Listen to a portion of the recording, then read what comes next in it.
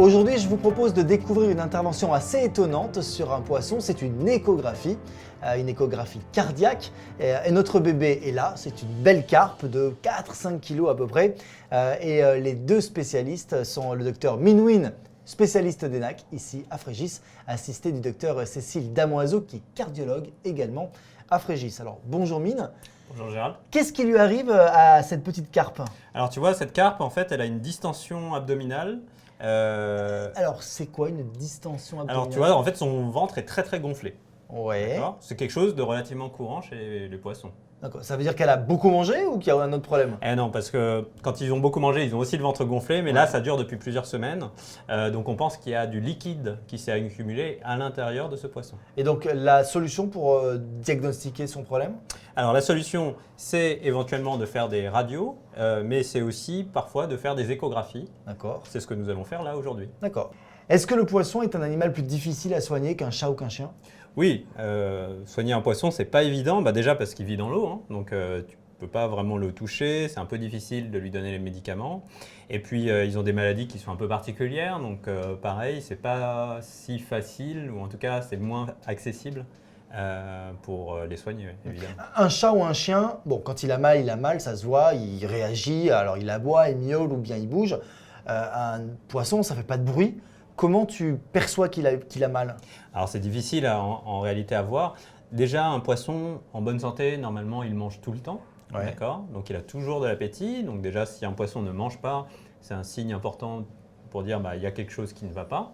Et puis après, souvent, c'est des déformations physiques. Donc quand ils sont très gonflés, quand ils flottent de travers, quand ils sont à l'envers, tout ça, c'est plein d'éléments qui nous poussent à dire oui, il y a quelque chose qui ne va pas. Ce sont des indices qui vous permettent aussi, à vous, chez vous, de voir que votre poisson a un problème et qu'il y a urgence ou pas d'ailleurs à l'amener en consultation. Bon, alors là, on va faire l'échographie.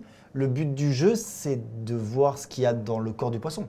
Exactement. Là, avec l'échographie, on va pouvoir voir ce qui se passe à l'intérieur. On sait que sur cette carpe, le corps est très gonflé, d'accord, mais on ne sait pas par quoi. On pense que c'est vraisemblablement le cœur, donc on va aller voir et puis on va regarder. Ok, alors on y va. Hop, on va basculer. Donc là, tu retournes le poisson, ok. Ouais, et je le remets en position. Alors franchement, faire une échographie à un poisson, ça, j'avais jamais vu. Effectivement, c'est surprenant qu'on puisse faire une échographie sur un poisson. En fait, les poissons, c'est des animaux, c'est des êtres comme tous les autres. Donc on peut faire des radios, des échos, des endoscopies, des chirurgies, tout ce que la médecine vétérinaire peut offrir en termes de soins. Mais j'imagine que le cœur d'un poisson, c'est tout petit. C'est Et assez ça bat petit, très ouais. lentement. Et ça bat très lentement. Comment tu fais pour voir là qu'est-ce qui est le cœur et qu'est-ce qui n'est pas le cœur? Ça justement, c'est le travail de Cécile, mais en gros, on sait que on sait plus ou moins la forme du cœur des poissons. Donc c'est des cœurs où il y a un seul atrium, un seul ventricule. Donc c'est un cœur plus simple que le cœur des mammifères. Et puis on va essayer de voir un peu ce qui ne va pas. Là déjà, tu vois, on a un souci, c'est qu'on a beaucoup de liquide. Et ça, c'est pas normal. D'accord. Et ça peut être dû à quoi? Alors justement, ça peut être entre autres lié à des problèmes cardiaques. C'est un épanchement en fait. Oui, exactement, Gérard. Ah oui. Ça c'est le cœur? Ça c'est le cœur. Ouais, hein.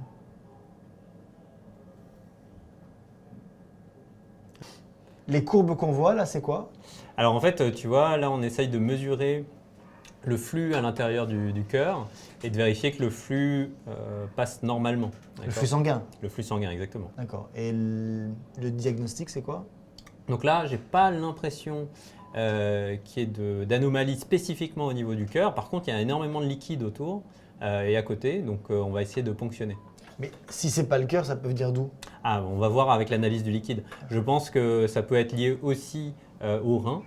Généralement, le cœur, le rein, ça fonctionne ensemble. Donc, si on a un souci, effectivement, on peut mettre en place des traitements. Ça veut dire donc qu'il y a une infection quelque part? Ça peut être une infection, ça peut être une anomalie, ça peut être une tumeur aussi, ça peut être beaucoup de choses. Donc, pour l'instant, déjà, là, le fait de retirer le liquide, je pense que ça va beaucoup l'aider. Et en combien d'années de maîtrise tu arrives à comprendre ce que tu vois là et à lire ce que tu vois? Alors, bah, tu sais, en fait, on apprend tous les jours, hein. Gérald, c'est sûr que, en gros, pour se spécialiser, pour bien connaître tous les taxons, donc toutes les espèces d'animaux, on a une formation complémentaire, ça dure encore 5 ans. Donc 5 ans plus les 7 ans après le bac. Ah ouais, donc ça fait 12 ans après le bac. 12 ans d'études après le bac si vous voulez être veto. Voilà, je pose ça là. Faites comme vous voulez. Alors là, du coup, ponction, Ouais. c'est une grosse aiguille. C'est une piqûre Oui, c'est comme une piqûre en fait, hein. D'accord. Alors, Là, on va le tenir comme ça. Cécile va piquer. Et donc là, tu vois, Gérald, avec l'échographe, on repère là où il y a le liquide et on va insérer l'aiguille entre 2 écailles.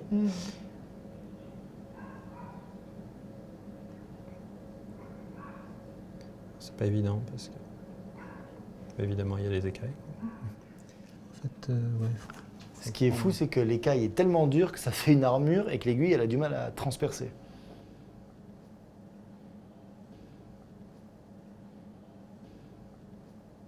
Franchement, à ce moment-là, il y a un silence dans la salle et on sent que tout le monde est super concentré. Quand Cécile insère l'aiguille et pique le poisson, bah, il faut qu'on soit tous concentrés parce qu'il ne faut pas que le poisson bouge et il ne faut pas que nous, on bouge aussi. On risque de faire une perforation ou on risque de blesser le poisson. Donc là, c'est le moment où il faut être bien, bien attentif. Okay. Voilà, Ah, super. ça y est, elle arrive. Ok, si tu aspires, c'est bon. c'est bon. Ok, on y va. Qu'est-ce qui se passe là? Donc là, tu vois, on a réussi à piquer à l'intérieur de cet espace où il y a plein de liquide. Donc on va vraiment essayer de retirer tout le liquide. D'accord. Euh, D'ailleurs, tu vois qu'à l'image, ça commence à bouger un peu. ouais, exactement. Donc on commence à retirer tout ça. Ah oui, ça se remplit dans la seringue qui est là. Ouais.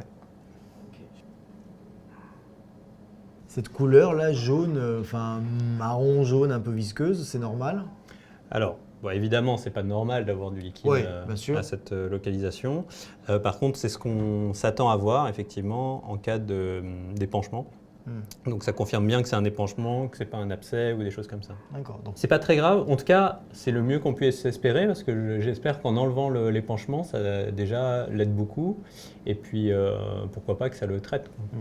et après, est-ce que tu peux lui donner des antibiotiques pour le soigner ou pas? Oui, bien sûr. Alors, c'est pas évident à traiter, hein, parce que comme les poissons sont dans l'eau, c'est assez déconseillé de mettre l'antibiotique directement dans l'eau. Donc, soit on fait des injections, soit on le met dans la nourriture pour qu'il consomme l'antibiotique. Mais non, c'est une vraie galère ça hein, pour le propriétaire. Ah, c'est pas évident. C'est marrant parce que plus tu retires le liquide, plus on a vraiment l'impression que le ventre est en train de s'affaisser. Eh oui, exactement. On est littéralement en train de le dégonfler. Ouais, c'est ça. Le poisson, c'est comme un ballon de baudruche, en fait, il se creuse de l'intérieur.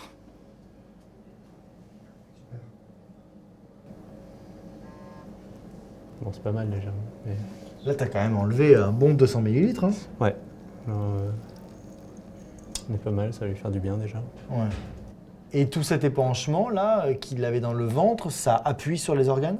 Oui, exactement. C'est pas douloureux, mais c'est gênant parce que, évidemment, on se doute bien que c'est pas agréable d'être ballonné, quoi. Je crois que tu es bon sur ça. Je pense pas que tu es plus. Ça vient plus? Non, Non. quasiment plus. Ok, ouais, super. Je pense que c'est Je bien. ressors. Ouais, on ressort. Là, il en reste un peu, non? Ouais, c'est difficile tout enlever, hein. Ouais. Ok, non, c'est pas mal, hein. Bon, Super. docteur, diagnostic, résultat, heureux, pas heureux? Écoute Gérald, j'ai l'impression que c'est comme une espèce de kyste à l'intérieur du foie. On va regarder ça d'un petit peu plus près, mais c'est pas mal parce que je pense que si c'est le cas, ça peut vraiment bien se traiter. Sans opération? Non, juste en le ponctionnant comme ce qu'on vient de faire. D'accord, donc ça veut dire qu'il faudra certainement qu'il revienne te voir, ce poisson. J'espère pas, on va voir si ça revient, on va essayer de mettre les choses en place, mais déjà, ce sera un bon pas de fait. Merci Mine, merci Cécile, merci Guillaume. Merci à toi Gérald. Passionnant cette vidéo de chirurgie. Alors si vous aussi vous voulez voir d'autres opérations, n'hésitez pas, cliquez ici. Et puis évidemment, pour tout connaître sur Mon Animal TV, vous vous abonnez à la chaîne en cliquant là. Ciao!